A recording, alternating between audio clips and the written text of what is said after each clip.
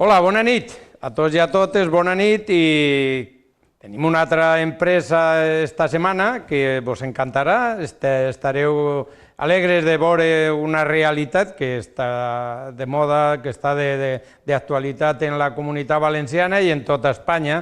Jo abans volia 2 minuts per a comentar-vos algo sobre la intel·ligència artificial que ara s'escolta en tots els puestos. És algo que té una influència decisiva en la tecnologia i per tant és algo que és imprescindible. Ara tot el que està passant entre unes nacions i altres, al final tot va a converger hacia la intel·ligència artificial. Ja veiem que en 2 dies els cotxes no necessitaran un conductor, que estaran conduïts per la intel·ligència artificial, però ahí se planteja un problema que era el que jo volia arribar, que és, diguem, la intel·ligència relacionada en la decisió.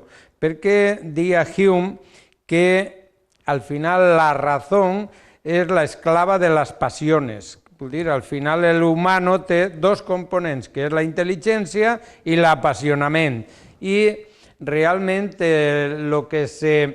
una de les qüestions que se plantegen és que si hi ha 2 intel·ligències artificials que siguen similars i competeixen per algo, arribaran al punto cero. Vol dir que arribaran a l'hecatombe perquè no tenen cap capacitat de decidir el que no estiga dins dels paràmetres. Per tant, aniran en una carrera com 2 cotxes que xoquen perquè ningú dels 2 se vol apartar. Per tant, se planteja un problema profundo que ni molt menys està solventat. Per altra banda, la intel·ligència artificial perd algo que és important, que és l'efecte experiència. La gent, quan va per la vida, vol dir, agarra experiència. I tot això és evident que passa, diguem, en un món d'autòmates, se perd. Per tant, no tots són avantatges. Evidentment, els conflictes tendiran a repetir-se i, possiblement, com estem veient, a incrementar-se d'una forma exponencial. Si això n'hi ha persones que puguen conduir-ho, doncs encara podem tindre una possibilitat de negociar, d'arribar a una solució, l'un perd, l'altre perd, a un punt intermig. Però si tot és intel·ligència artificial, ningú sap fins a on pot arribar. Sorgeix el que podem dir la intransigència, perquè al final les màquines són intransigents. Per tant, ja acabant, perquè no voldria prolongar-me més, n'hi ha algo que se produeix que és nous problemes. N'hi ha noves solucions, però aquestes noves solucions acarreen nous problemes. I és una de les qüestions que tornarem en un altre programa més tranquils per a tratar i per a intentar tots traure coses que siguin de profit. Tenim avui a 2 invitats, uno el conegueu de sobre, que es Enrique La Huerta. Hola, buenas noches, ¿qué tal? Buenas noches, Benjamín. Y el otro es el invitado de honor, que es un empresario del mundo de la vivienda, que es lo que vamos a tratar hoy, que es Khaled. ¿Qué tal? Buenas noches. Hola, Benjamín, buenas tardes a todos, buenas noches. Gracias por venir, gracias por estar con nosotros. Bueno, conduciremos el programa Enrique y yo, y los 2 contra ti. Esta es la cuestión. Un placer. Tú que tienes capacidad de defenderte, pues harás frente a 2 y a 200. Realmente sí que me gustaría, para empezar, antes de luego meternos en cuestiones ya más digamos, ligadas al día a día, ¿cómo ves el problema de la vivienda hoy? Tú que estás ahí en primera posición, que estás al frente de tu grupo de empresas, ¿cómo ves el problema de la vivienda? Hombre, es un problema muy serio, en realidad está afectando a una gran parte de la población joven en concreto. Los que son ya de nuestra edad, un poco más jóvenes, han tenido un camino por delante, han podido hacer unos ahorros, han podido hacer unas inversiones, pero hoy en día el problema que estamos teniendo es que los salarios no están acompañando a estas futuras generaciones para poder tener tan siquiera el acceso a una vivienda digna. Ya. No está habiendo, digamos, financiación o proyectos financiados o cofinanciados por los gobiernos nacionales, regionales, autonómicos, etcétera, y eso dificulta aún más. Ya, yo sí que querría focalizar, porque antes de ya meternos en la realidad de tus empresas del día a día, tres administraciones que evidentemente a diferentes niveles tienen responsabilidades, y tú que lo estás, digamos, sufriendo o gozando día a día, no sé bien decir la palabra, la municipal, la autonómica y nacional. ¿Cómo, tú, qué ves de las tres administraciones? En general, la competencia recae fundamentalmente a los ayuntamientos municipales, que son el primer ente que regula el uso y la distribución de los suelos del municipio, ¿no? Luego, sin lugar a duda, cuando hay unas actuaciones integrales, que ya entra la competencia de las consellerías, etcétera. A nivel estatal poco tiene que ver a nivel autonómico, que en gran medida está delegado en las comunidades y en las provincias. Ya. Es un asunto, creo, intrínsecamente municipal. Muy bien. Pero ya le paso la palabra a Enrique. ¿Por qué no se genera suelo? Porque hoy el gran problema, diríamos, es que no hay suelo. ¿Por qué no se genera suelo? Este es el gran dilema. La materia prima del sector es el suelo. Teniendo cantidad de suelo infinito, porque España tiene más de 542.000 kilómetros cuadrados, no es lógico ni justo, pudiendo generar suelos urbanos o urbanizables, dotados y programados y regulados dentro de los planes generales de cada municipio, no se está haciendo. Siempre se ha delegado, y más en nuestra comunidad, en la figura del agente urbanizador. El agente urbanizador, que es el promotor o el constructor, que llega, redacta un programa de actuación integral y al final tiene que ir asumiendo esas cargas, y si es una agrupación de interés urbanístico, sobre el resto de los vecinos. Entonces el municipio se está beneficiando, pero lo que es inversión propia para generar suelo no está haciendo nada. Ya. Enrique, venga, que tú del sector conoces por tu pasado financiero. Yo al doctor Safadi, permíteme que te llame doctor por tu condición de médico, yo te haría dos preguntas, intentaría centrar un poco a cómo nace Safadi Group promotora, es decir, Safadi Group no se ha creado hace 4 días, aunque la actividad más importante se está iniciando ahora, pero creo que tiene unos antecedentes de más de 30 años. ¿Cómo nace Safadi Group? Hombre, Safadi Group nace en los años, principios de los 2000, y ha sido una apuesta a nivel familiar cuando el sector inmobiliario estaba en su auge, y hemos detectado a nivel familiar que podía haber un interés en el desarrollo de suelos y promoción inmobiliaria. Eran unos momentos muy dulces, y luego vino lo que todos ya sabemos, el gran desastre universal, porque ha sido universal, no nos equivoquemos, y hemos tenido la elegancia y la decencia, creo yo, de que tener promociones en marcha, pararlas, devolverle a toda la gente sus reservas. Es un dato muy importante, porque fíjate, incluso antes no se exigía los avales por el dinero depositado en la promotora. Nosotros afortunadamente hemos sido dignos, respetuosos, y hemos sabido hacer las cosas. Hemos devuelto las señales de reserva que hemos tenido en 2 proyectos grandísimos, y gracias a esto nos ha permitido casi 18 años más tarde volver al punto de partida. Proyectos que habíamos paralizado en el año 2008, volver a ejecutarlos ahora, en concreto en el término de Moncada. Yo le preguntaría, para continuar luego, ¿qué ha aprendido el doctor Safadi de la crisis del 2007? Que seguro que algo se aprendió para poder ahora salir con esa fortaleza después de 18 años.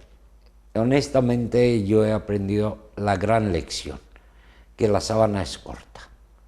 no podemos comer más de lo que debemos, no podemos asumir más responsabilidades de la que podamos tratar, no podemos invertir dinero ajeno, no podemos arriesgar el dinero del comprador o del inversor en este caso, y hay que ir muy cautos, con mucho pie de plomo, para que de alguna manera perdure la actividad en el tiempo. Fíjate que en general se ha asociado la figura del promotor inmobiliario, del constructor, a una figura especulativa, lejos de esto. O sea, desde la época de los romanos, incluso de la época de Sumeria, ya existía esa figura. Entonces, hoy en día tenemos que recuperar el prestigio, somos motor dinámico de la economía municipal y local, y creo que lo que deberíamos hacer es ser cautos, ante todo cautos. No te sirvas en el plato más de lo que te vas a poder comer.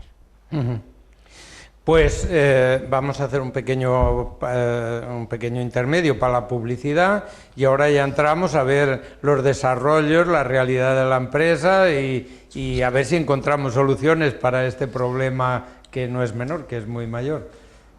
Gracias, fins ara.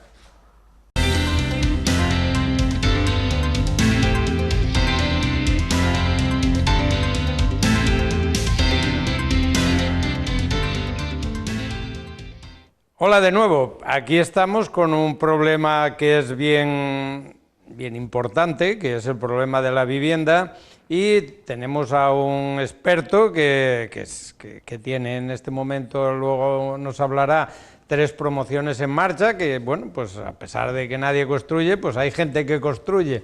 Yo lo que quería, antes de volver la palabra a Khaled, era comentaros que Khaled, pues, se desenvuelve bien en estos medios porque anduvo por ahí haciendo alguna colaboración de vez en cuando en la 4 y en la 5. Quiero decir que tenemos a un personaje de los medios que bueno, aquí en Alzira, pues de vez en cuando nos cae también gente que anda por ahí por el mundo. Pues aclarado esto, que tus pinitos por ahí por el mundo de la comunicación, volvemos a lo nuestro, que es el tema de la vivienda. ¿A dónde estáis ahora promocionando vuestras viviendas? Nosotros a fecha de hoy tenemos 3 grandes proyectos. Uno de ellos quizás sea uno de los proyectos más importantes de la comunidad, que es en el Puig, se llama Dune, como Duna, pero en inglés Dune. Es un bloque de 188 viviendas, primera línea de playa.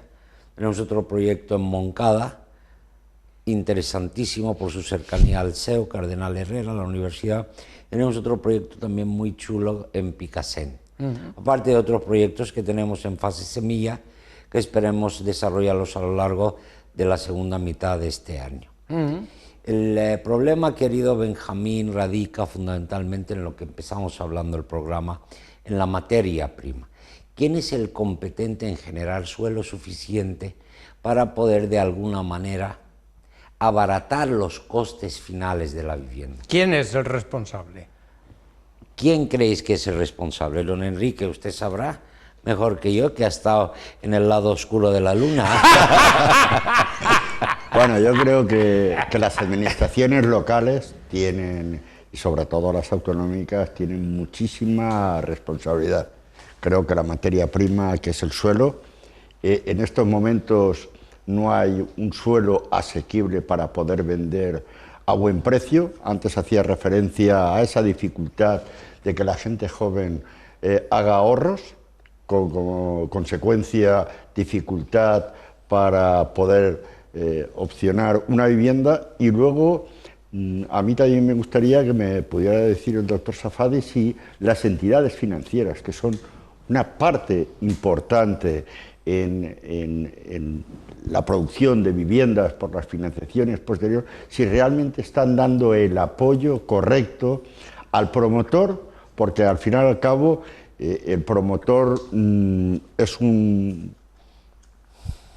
punto temporal, y el promotor lo que hace es cederle ese negocio de futuro y a largo plazo a las entidades financieras. Si los promotores están teniendo respaldo para poder ejecutar proyectos. Honestamente, el negocio o el sector está muy estructurado de hace decenas o centenares de años, al final el que más tiene más gana, y los promotores y los pequeños promotores siempre hemos sido un eslabón débil. El gran negocio, sin lugar a dudas, se lo benefician de él otras entes. Hoy en día, implícito a cada hipoteca van seguros, van una carga de vida, años de vida que se tienen que invertir para amortizar estas hipotecas, y luego hay unos tipos de intereses que ni el promotor ni el usuario final pueden de alguna manera controlar. Estamos de alguna manera condicionados a los élites estas que controlan el mundo, que controlan los tipos de intereses, las referencias del Euribor, del Nasdaq, del tal. Nosotros como meramente promotores, créame, somos un eslabón, y quizás un eslabón importante, pero no el más duro, ni mucho menos. Porque digamos que hay algo que desde fuera, desde lejos, se advierte, porque mucha gente después, yo oigo comentarios por ahí, y lo malo de hacer comentarios cuando no se sabe, pues es que se dicen cosas que no tienen.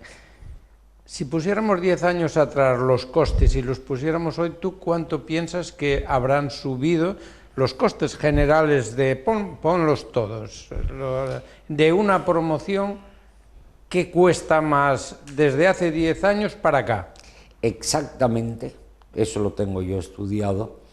Desde el año 2007 a hoy, el coste de la construcción, el coste de construcción propio, más los costes indirectos, puede ser exactamente el doble. Estábamos hablando en su día de alrededor 600 euros por metro cuadrado de techo, y hoy en día perfectamente estamos hablando de 1.200, 1.300 euros metro cuadrado, para las calidades que más o menos dignas. Ha costado el doble. Es verdad que el valor del suelo ha bajado un poco, pero también es verdad que muchos de los suelos que quedaban, esas bolsas de suelo que habían, se los han quedado, digamos, los grandes fondos buitres. El promotor local ya no tenemos acceso, no hay suelo. Entonces el problema radica en que hay que generar suelo. Desde aquí quiero hacer un llamamiento a todos los ayuntamientos que de verdad, si queremos viviendas de calidad, viviendas baratas, que generen suelo, que tierra hay, que generen suelo, y que intentemos de alguna manera empezar a pensar en vertical en lugar de horizontal. Ese diseño de manzana cerrada de 4 alturas, etcétera, para mí ya es caduco. Deberíamos empezar a pensar en ciudades verticales donde en realidad la huella del edificio es mínima y el máximo de personas pueden habitar en ella. En Shanghái, en Dubái, en New York, en muchísimas ciudades ha pasado. Si no queremos, digamos, usar suelo rústico o suelo cultivable, tenemos que dar alternativa a la gente. La población española de este país está creciendo a un ritmo de un 2 o un 3% anual, creo, 45, 46, no, quizás un 2%. Entonces, la necesidad existe. Luego, la inseguridad que hay, porque la gente, con la volatilidad del sector financiero, se ha asegurado que el ladrillo es el valor seguro para su inversión. Entonces, ¿qué tenemos que hacer? Simplemente garantizar, si ponen unas viviendas en alquiler, que ese inquilino va a pagar, si no va a pagar, que desaloje. Es competencia municipal regular esto. Quitar del mercado al máximo, desde mi punto de vista, yo no hablo por nadie, los pisos de alquileres turísticos, aunque haya gente que le haga daño, para poder que la gente que no pueda tener acceso a la compra de una vivienda, poder alquilar una vivienda digna sin que esto le supone un sobrecoste enorme. Ya, porque yo me pregunto, escucho a veces, ¿hay muchos pisos vacíos todavía o ya quedan pocos vacíos? Hay muchísimas viviendas vacías, pero esto por la inseguridad. Estamos cansados de ver en telediarios gente que les ocupan o los inquilinos ocupas, que llegan, pagan un mes o 2 meses y luego se quedan ahí años y años y años, y más si cabe cuando la gente depende de ese alquiler para pagar una hipoteca o seguir con un plan de vida. Ya. Se tiene que dar una vuelta a todo esto, y lo más importante es que hayan leyes que garanticen el acceso a la vivienda, porque no olvidemos que es un derecho. Sí, sí. No, yo es que bueno, algunas veces lo he comentado a los espectadores. Yo vivo en Gandía y sí que he escuchado una propaganda del ayuntamiento, que no me cabe duda que es verdad, que al que alquila la vivienda le paga, digamos, el seguro de cobro durante 5 años, con lo cual creo que es una solución que ayuda a que la gente se anime a alquilar las viviendas. Si tienes la seguridad de cobrar durante 5 años, yo creo que es algo que te viene a ayudar, pienso yo. Honestamente, yo considero cada vez que influyan más gente o más partes en este negocio, en este sector, lo único que va a suponer es un encarecimiento. Ya. Las empresas que prestan esos seguros tienen unos condicionantes muy estrictos, solo entran en vigor pasado unos meses, hablo de memoria. Sí, sí, sí, sí. Y luego tienen unas tasas que llegan alrededor del 7 o del 8% de la renta anual de la vivienda. ¿Qué viene a decir esto? Yo necesito cobrarle 600 euros de alquiler por esta vivienda, pero como tengo que pagar 600 euros al seguro, ahora voy a subir los 60 euros más al mes. Ya. Si tenemos que regular de alguna manera lógica y justa, tenemos que ser conscientes y ser garantistas para que un propietario pueda sacar su vivienda en alquiler a sabiendas que la ley lo va a proteger. Enrique, más cosas, que aquí hoy nos jugamos muchas cosas que está preocupando a la nación. Yo estoy viendo los distintos modelos que está ejecutando Safadi Group y veo que nos olvidamos del tipo de construcción típica de bloque que hemos conocido en ciudad, y parece que Safadi Group está buscando el complejo. Le da un gran papel o una gran importancia a lo que van a ser las zonas comunes y sus dotaciones. Esto pues permite a aquellas personas que a lo mejor entran comprando una primera vivienda, van a tener dificultad de tener una segunda residencia, pero van a tener en su localidad o en su complejo, van a tener los mismos servicios que si estuvieran en una primera línea de playa o de costa. ¿Cuál es el modelo que busca Safadi Group? Fíjese que si ya acceder a una primera residencia es complejo, yo creo que para nuestros hijos y para, disculpen, y para nuestros nietos, la segunda vivienda sí que ya es como viajar a Marte, como el libro El vacío universal. O sea, la segunda, si ya la primera es un lujo, imagínese la segunda. Los tiempos han cambiado muchísimo, razón por la cual hemos detectado que la gente va a pasar más de 340 días al año en su residencia habitual. Podrá cogerse una semana o 10 días de escapada, que es lo único quizás que se pueda permitir para salir fuera. Por consiguiente, si le ponemos todas las facilidades, todas las comodidades, van a estar viviendo muy a gusto. Y más si cabe que el modelo tradicional de la construcción que se ha hecho hasta la fecha no ha tenido en cuenta lo que es el confort climático, las dotaciones, los espacios libres, etc. En esto sí que estamos incidiendo, aunque estamos muy lejos aún de llegar a un modelo de construcción óptima, de eficiencia energética al 100%, etcétera, etcétera. Pero bueno, por algún lado hay que empezar.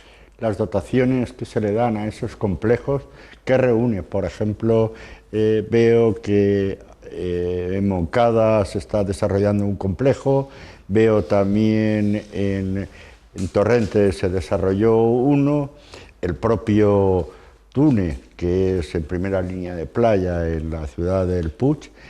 ¿Realmente qué dotación se le da a esos complejos? Esto Benjamín lo sabe mejor que nadie. Está habiendo un fenómeno nuevo desde la 5G o desde el COVID, o incluso los años anteriores al principio del COVID, que es, digamos, la migración o la no migración, la fluidez humana a través del continente europeo, donde se ha permitido de alguna manera el poder trabajar desde cualquier sitio, algo impensable cuando nosotros empezamos nuestra carrera profesional. Su puesto de trabajo es puesto, o sea, ese puesto es puesto físico. Hoy en día ha cambiado mucho. Nuestros edificios hemos procurado siempre que exista un coworking, de tal manera, si es una vivienda con una familia numerosa, que pueda alguien bajar a trabajar, mandar hacer una videoconferencia, mandar un mail. Si alguien quiere entrenar o hacer una actividad física de deporte, la pueda tener. Que exista un club de social de encuentro. Porque acuérdate de esas reuniones que hacíamos en los zaguanes de los edificios. Al final tenemos que actualizar un poco y dar mucha comodidad. Y lo que sí presumimos, y en esto lo decimos con la boca llena, que nosotros no procuramos ahorrar nuestro dinero, nosotros fijamos precio de venta y todas las mejoras a los clientes se las damos para ellos. Todo lo que se haya conseguido. Y al final las viviendas tienen que ser confortables, habitables. Está claro. Retomando otra idea, yo pienso que digamos un sector como lo de los promotores deberían tener un cierto poder de interlocución frente a las administraciones. ¿Eso hoy día se está gestionando o es algo que, digamos, está disperso y cada uno lleva una política errática? Se ha puesto, digamos, de moda o en práctica en los últimos años la figura de la ECUP, que son las entidades colaboradoras urbanísticas. Pero fíjese, honestamente, estamos luchando en algunos municipios, no en todos, contra unos modelos arcaicos donde los técnicos municipales tienen el poder absoluto para el bien y para el mal. Incluso con estas entidades, las ECUP que llamamos, esta gente asume la responsabilidad y hacen cumplir la ley. Aún así, con ese certificado externo que hacen el trabajo de los técnicos municipales, en muchas ocasiones tardas incluso meses, en algunos sitios años, para obtener una licencia para poder edificar. Usted como financiero lo sabe. Cuando un promotor compra un solar, y hoy en día no existe financiación para la compra de suelo, la calculadora se pone en marcha. Hay un coste de oportunidad, hay unos dividendos que tiene que generar este dinero. Cada día que se retrasa más en la obtención de una licencia, es un mayor coste que va a repercutirse sobre el cliente final. Y como esta, pues 20.000 cosas más. Creo que todavía deberíamos ser más proactivos a la hora de entender que la administración y la iniciativa privada tienen que ir cogidas de la mano. Sí, a eso me refería cuando te hacía la reflexión, que realmente si alguien sabe digamos, del desarrollo de viviendas son los promotores, que a veces veo que como que la administración no los usa, porque bueno, al margen de que haya discrepancias que parecen lógicas, pero que podría tener un espíritu de colaboración, de trabajar juntos. Debería ser así. De hecho, debería ser así. Y fíjese, lo más grave del asunto es que lo paremos para las licitaciones o las contrataciones municipales. Son tan, como dirían los franceses, de modeo, anticuadas, que hoy en día están quedando prácticamente desiertas. Claro. Todas las licitaciones para obras públicas, para construcciones, para tal. Por consiguiente, ¿qué deberían hacer? Primero, yo recomendaría a todos los ayuntamientos municipales que generen suelo. Que generen suelo y que el ayuntamiento se preocupe para que este suelo sea urbano, finalista. A partir de ahí, fijar un precio de venta lógico teniendo en cuenta los costes reales de ejecución. Si ningún promotor se va a hacer rico con una. Al revés, todos los promotores nos hemos quebrado ya 2 o 3 veces a lo largo de nuestra historia. Sí, porque realmente, quiero decir, los ayuntamientos tienen ese espíritu de generar suelo o simplemente quieren pasar la legislatura y quedarse ahí, porque veo otra cosa que podría ser una iniciativa también, un mix público-privado, que es la vivienda social, que bueno, en algún momento parecía que era un una cierta solución y se ha quedado también empantanado. Es otra batalla que pienso que está perdida. Está perdida porque en realidad yo creo que se tarda mucho en legislar. Ya. O sea, hay municipios o hay módulos de vivienda de protección pública que hoy en día el coste de construcción es superior al precio de venta. Ya. No olvidemos que lo que se venden son precios de metro útil. O sea, y sabes que hay una merma del 10 al 15%. Ya. Pues hay muchos municipios que el precio de venta del metro útil es inferior al precio de construcción. Perdone usted, que me regale el suelo, es que no salen los números. Enrique. Preguntarle al doctor Safadi, ¿piensa focalizar su promotora solamente a la vivienda o lleva algo más en su cabeza o en su objetivo de futuro? Honestamente, la vivienda ha sido algo que nos ha motivado siempre, pero tenemos proyectos para hacer residencias de estudiantes y residencias para la Golden Age, que llaman, personas ya de mayor edad que necesitan tener unos espacios, pero con servicios. Eso quizás sea una línea de trabajo que estamos desarrollando para el futuro y calculamos que para mediados del año que viene podremos estar en condiciones de presentar aquí en esta casa un proyecto muy interesante y muy novedoso. Pues ya el año que viene nos asabentarem, que dicen en valenciano, sobre el asunto. Cuando hablamos de Safadi siempre sale Safadi Group, y dentro de ese grupo, ¿qué hay? Bueno, hay muchas cosas. Bueno, las que se pueda, las que sea fácil contar. Safadi Group, y aquí tengo que hacer una mención especial a todos mis colaboradores, que sin ellos yo sería un simple médico, oftalmólogo en concreto. Somos un grupo de empresas que nos dedicamos a la distribución farmacéutica. Se nos conoce en muchos hospitales a nivel nacional y a nivel internacional en la distribución farmacéutica. Tenemos empresas de transformación de hierro en otras latitudes y hemos trabajado en textil, en alimentación, en muchas ramas.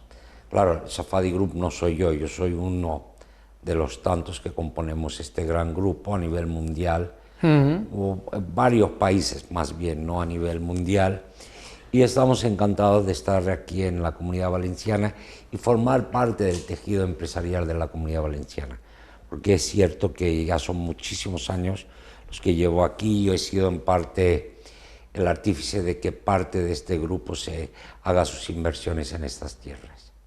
Muy bien. Enrique, falta por ahí cosas, venga. Bueno, entre las muchas obras que está realizando Safadi Group, realmente concentras en Valencia y en el área metropolitana de Valencia. ¿Hasta dónde quiere llegar en espacio Safadi Group? ¿Cuál sería su territorio natural?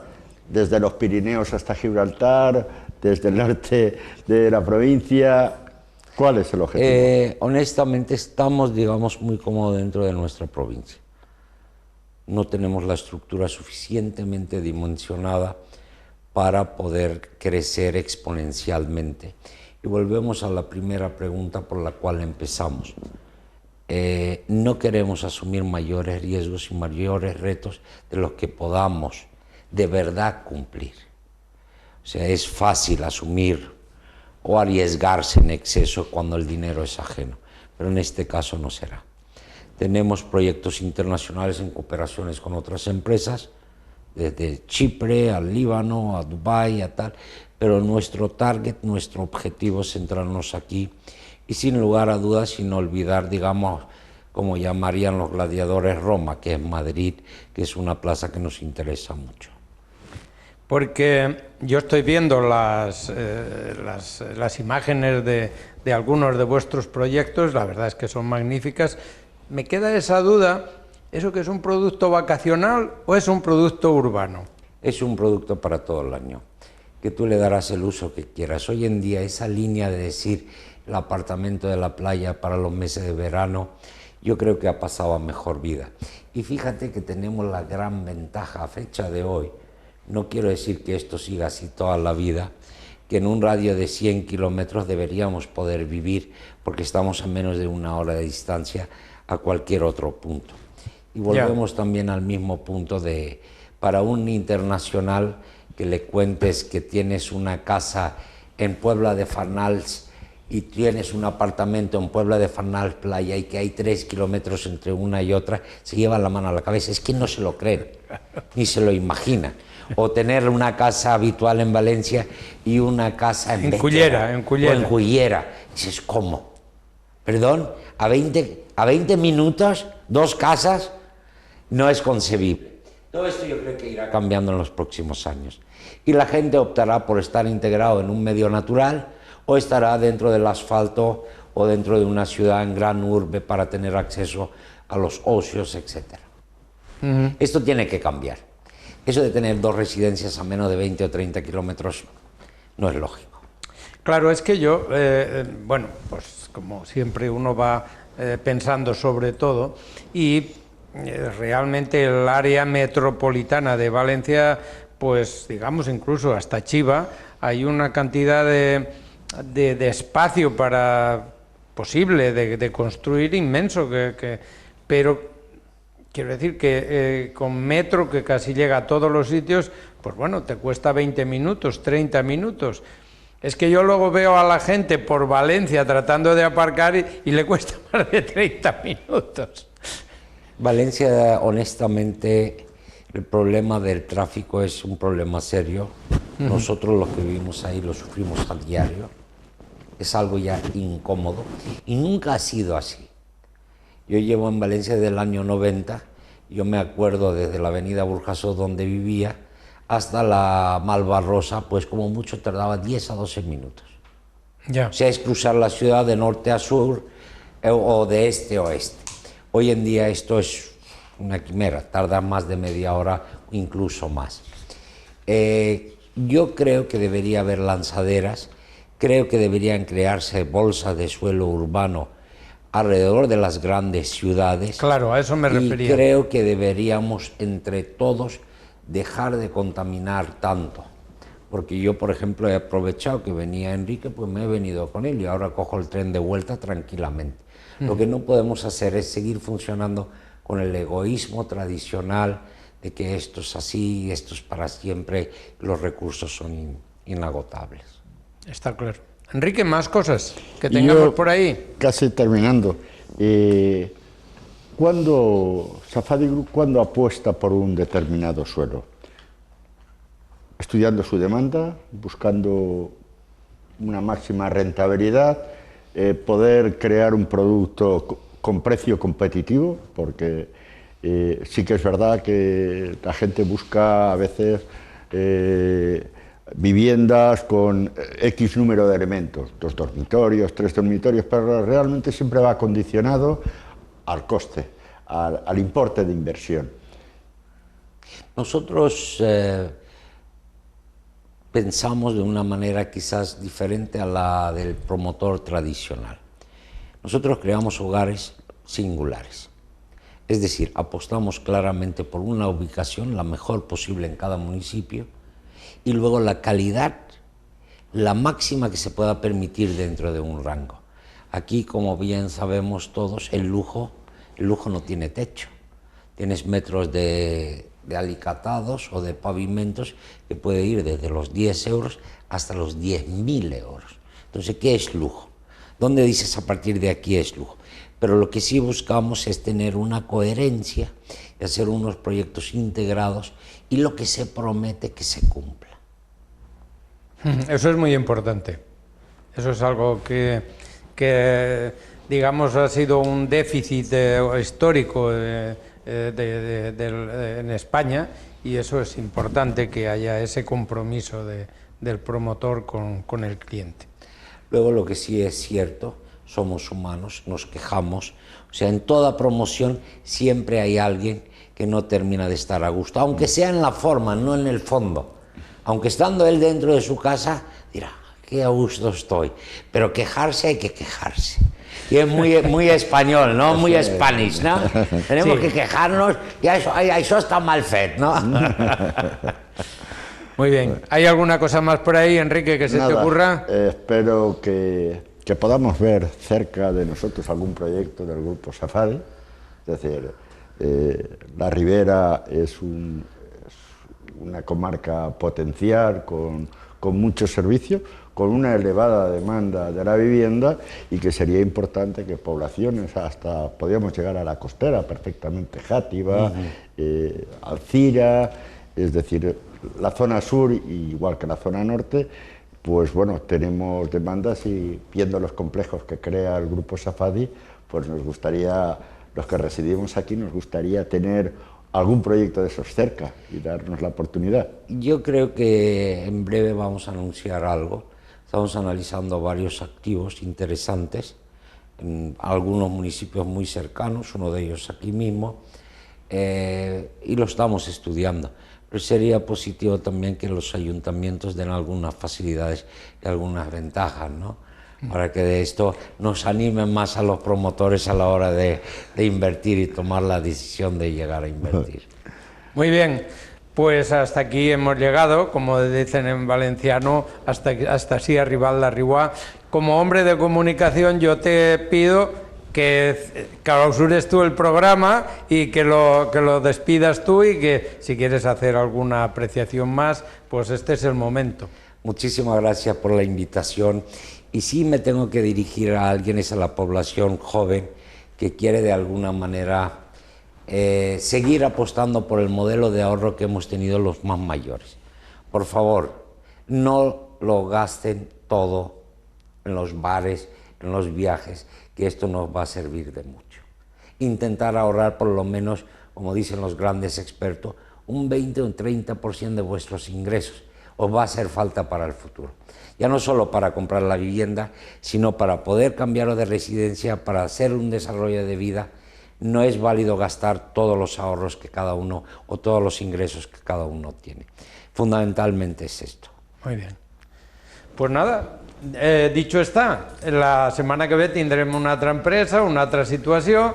Moltíssimes gràcies i ja quedem emplaçats en Safadi per a l'any que ve pues, retomar tots aquests projectes i veure com han evolucionat. Moltíssimes gràcies, bona nit i ens veurem la setmana que ve. Gràcies, adeu.